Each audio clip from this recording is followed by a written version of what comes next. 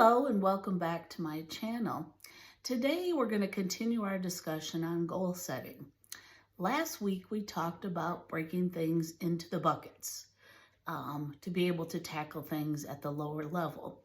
Today we're going to talk about the opposite end of that.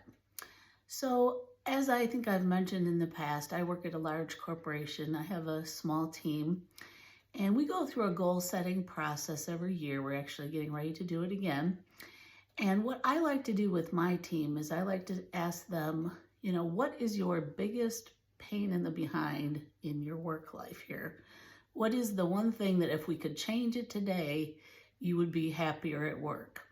At the company I work for, we're always looking for continuous improvement, waste reduction, that kind of thing. As you know, in the world, we're having to do more with less at work. So the best way to tackle things is to deal with the biggest time suck that we have. If we could address that, that would give us time to do other things and more fun and interesting things.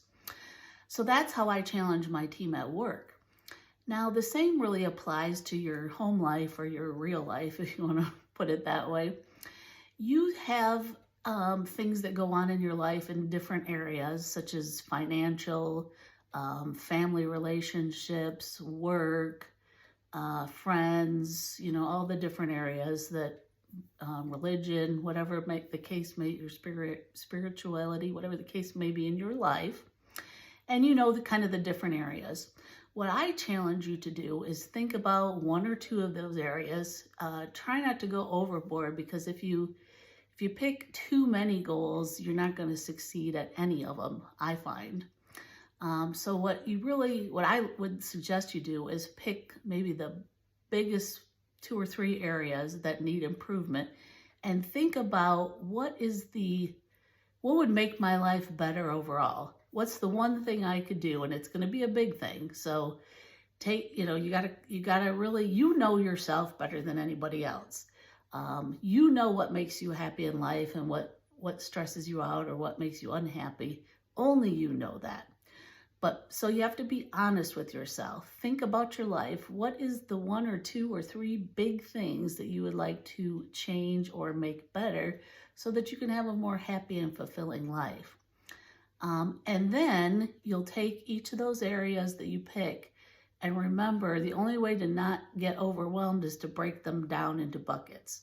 So I actually just took a goal setting class yesterday, a virtual one.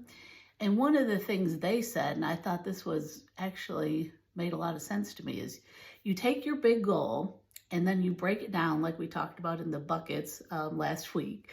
And then you literally do something either day by day or week by week or month by month to move yourself forward.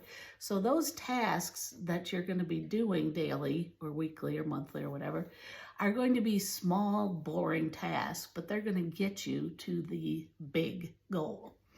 So I thought that was very interesting, and that is the same way that I think. I know if I'm looking at a very large problem, sometimes I get overwhelmed. I think I mentioned this last week, and I can't do anything. I can't, it's too big. I can't deal with it.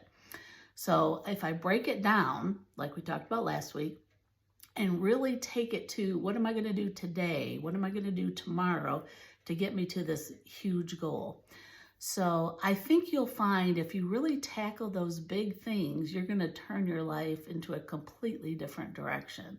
So I challenge you to think through your life, think about what makes you the most stressed or the most unhappy, and start tackling those big items. If you don't do it now, you're never going to do it.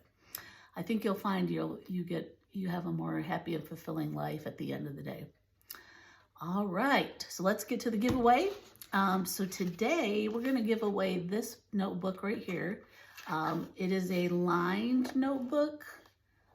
It's Oxford is the brand, and it's stone paper. So stone paper, I don't know, those of you who've never written on it before, it's like butter. Literally, it's like butter. And as you write on it, it gets kind of wrinkly and stuff, kind of like the paper that's, what is the name of that planner? Anyway, stone paper. It's very, very cool, very smooth. It's very really good writing experience in my opinion. However, the one thing that you got to be careful of, I find, if you write on this paper and then you let it sit for a while, sometimes the writing disappears. Didn't happen so much in this stone notebook, but I've had other stone notebooks where it did. You know, while you're writing on it, it's just fine. But if you go back like a month from now, or, you know, 2 months from now or whatever, you can barely read some of the pages. So I don't know if it's about the pen you use or if it's about the paper. But the writing experience itself, very smooth, very cool. I actually bought 2 of these notebooks on Amazon. I kept one. I wrote in it. It's not completely full, but I am still using it. It does have perforated pages, I forgot to mention, which is kind of fun. But I didn't really want the second one because it came with 2. So I'll be giving this one away.